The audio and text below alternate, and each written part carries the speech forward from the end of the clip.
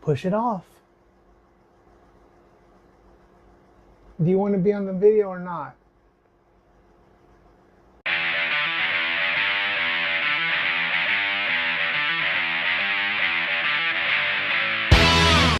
Hey Jack, what are you doing this morning? Are you messing with gravity again? Alright deadheads, this is Jack. Go ahead, push it, man. Show them how you study gravity. Show everybody. Show all the deadheads how you study gravity. Do it. Push it. Push it one more time. Push it. Come on, you got to study the gravity. Jack. All right, see, deadheads, my cat has earned his master's in gravity studies. Anyways, let's get on to the review. Hey, Deaf Fred, what are you doing? Man, this thing's dirty. Well, Deaf Fred, haven't you heard? You can clean it. Clean it? Yeah, man, you just got to go and spit on that thing. No, wait, that's not me, deadheads. Welcome back to the channel, or welcome for the first time, new deadheads. Today, we're doing and dropping our full review of this, the Pocket S. This has become quickly my favorite handheld of all time, and I'm going to tell you why. The quick answer is, if you're looking for complete power and efficiency, stay with Odin 2. But if you like high resolution, beautiful screen, form factor, pocketability, size, ergonomics, and just great integer scaling, go with this guy. Anyways, let's get into that review. All right, deadheads, let's get this right out of the way. If you are looking at a $400 plus price point and you are wanting the best absolute emulation experience, go with Windows. The ROG Ally, the original one, with the new one coming out, is going to drop in price. It is a great handheld. You can often get it from $400 to $500. It is going to emulate everything better than any Linux or handheld or Android handheld can do. So with that out of the way, let's talk about Android. Okay, so yes, Odin 2 is still the best Android handheld as far as overall performance, efficiency, battery, heat dissipation, all those things. Yes. So if that is the most important for you, then go with the Odin 2. Now that I've said that, this has become my go-to handheld. I love everything about this handheld.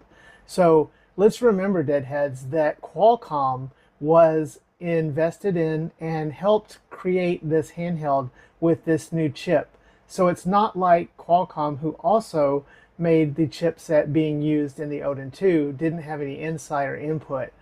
I think what happened here is that they wanted to try to go for extreme power, and when this thing is kicked up, I think it can probably outcompete the Odin 2, but you're sacrificing heat. This thing gets toasty on the back.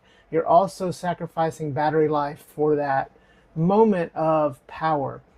Again, for me, the Odin 2 was never ergonomically comfortable.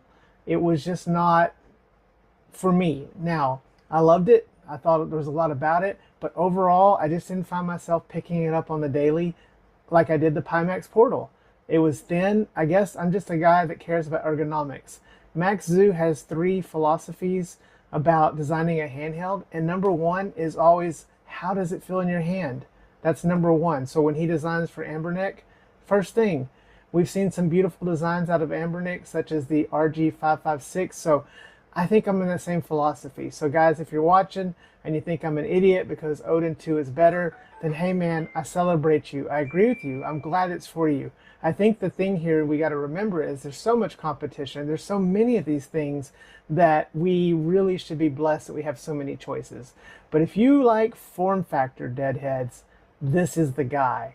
So let's talk a little bit about why I like this so much, and then we'll delve into the things I didn't like too much about it. So let's start with the thing that I mentioned most, the ergonomics. Now, straight out of the box, this thing is a very flat phone-like slab. It's not necessarily the best ergonomics, but like Retroid did with their Pocket series, the inclusion, if you purchase, of this shell, this protective shell, with these grips here make this thing, man, just comfortable. This thing has a good distribution of balance as far as weight goes. It feels really nice and premium. The glass covering here is just really nice. Now, of course, you're going to risk having this thing crack since it's glass, and you want to make sure you protect it. A lot of people are looking forward to the magnetic flip cover. I am too. It has not been produced. I don't know why Ayaneo didn't produce it ahead of time, but when I get that, I'll come back and do a small little updated video of that so that you can cover this completely. But for me, having this on here is just completely necessary, because without it, it just doesn't feel quite as ergonomically great. Now, there's some problems with this grip. It covered up the sides. I don't know why they did this. Why did they not make a slot here? There's some people working on some 3D prints, and I think we're going to get something like this that's going to be a lot better in the future. But certainly, this thing is just nice. My initial reaction to these buttons were, whoa, they felt small. I think it is a bit of an oasis, a bit of a visual trickery, because these don't feel small at all. And in fact, someone compared them directly and measured them to the Odin 2, and they're just about the exact same size. So that was really cool, because my instinct was it was kind of weird. As far as the sound on this thing, I think the sound on this thing is pretty good. I still think there hasn't been a handheld that has nailed sound. I would like to see sound be worked on and get to be just a little bit better. The sound tap gimmick on here is, it's not very good. I'll give Ayaneo credit for trying to do something with that. Android on here with their customization, it's okay. It's not the best, you know. I definitely would recommend that you look into, you know, maybe some sort of optimization on your own, because it's not really the greatest I've seen. But this thing really is a lot of fun. It's just a lot of fun to play, a lot of fun to hold, and this screen is just beautiful. It's something, you know, I am not pushing this thing. So let's talk about that. The optimization of Android and the software is really what's necessary now. Gamma is leading the forefront of developing and trying to improve Android. As we know, he has made Android so much better on other systems, not just Android, but just software in general. And so hopefully we're going to get to a point where we get some better software optimization of these emulators. We know Nintendo is pushing really hard to try to, you know, stop development and stop innovation. So it's really kind of just saddening that that is sort of where we're facing here. So you can see that this is just running. I've got this thing maxed out on Citra, all settings, highest resolution it'll go and everything. And again at 1440p. It's just gorgeous, man. It looks way better. I pulled up my 3DS, and 3DS is still a nice unit to play on, but yeah, this thing is just beautiful. So let's show you a few more different games and talk about things I did not like.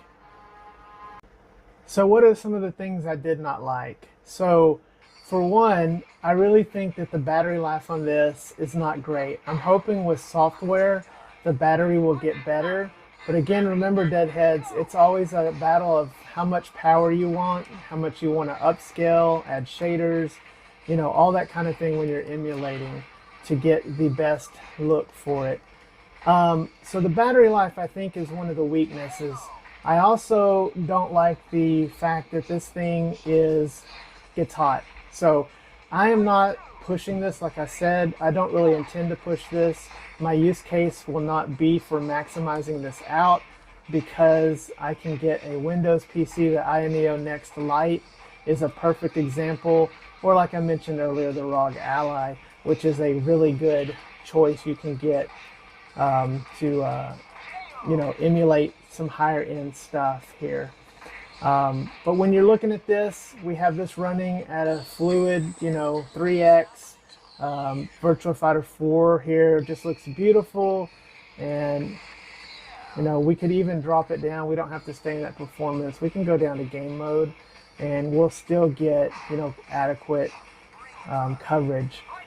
Any limitation on running GameCube or PS2 is going to be software and emulator related, and not this CPU GPU combo at this point. We're really kind of beyond that as a limitation. So again, Deadheads, I'm trying to convey to you guys, not convince you, that if you want power, yes, Odin 2 exists, but if you want form factor and just beautiful ergonomics, then, as I get really beat up here, then I definitely would suggest giving the Pocket S a go.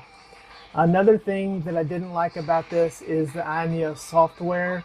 I had some issues initially with it doing some weird stuff. Software is like that. This is a product and work in progress. Again, software can always be changed and evolved. The original Miu Mini shipped with some terrible software and ended up with Onion OS, which is fantastic. So, you know, you got to keep that in mind, that this thing is going to continue to evolve and just certainly become a great form factor over time. The other thing is the price. I think that, you know, they really need to figure out how to get this price down a little bit. The 1080p screen is one way, but I think 1080p screen is just going to lose out on what's making this thing really beautiful. I don't recommend the 1080p screen. Now, I'm saying that not having actually used the 1080p screen. They did stop production on it though, and they're not saying they're going to do more, because I think they also realized that the 1080p screen isn't really bringing to the table. I mean, if you do that against Odin 2, just go Odin 2. Besides the form factor, the screen is the second thing this has going for it. So, Deadheads, I want your commentary, especially those of you who disagree with me. Get in the comments. Let me know why I'm wrong, why you think the Odin 2 is the one you should spend $400 on instead of this, $500. Definitely want to see your viewpoint. But again, to summarize for me, it is the form factor, it is the screen, it's the slimness of it, it is the beauty of the hardware that just really makes this thing stand out for me and has become my daily driver. I've got the unicorn here, which I love, and even my snow cake, which I think snow cake still has a bit of a more beautiful screen overall, albeit a much smaller screen with a different aspect ratio. But this right here is just really gorgeous. So anyways, Deadheads, I hope that you guys have enjoyed this review of the Pocket S, and let me know if you guys decide to pick it up or if you think I'm crazy. Anyways, we'll see you next time. Dead Fred out.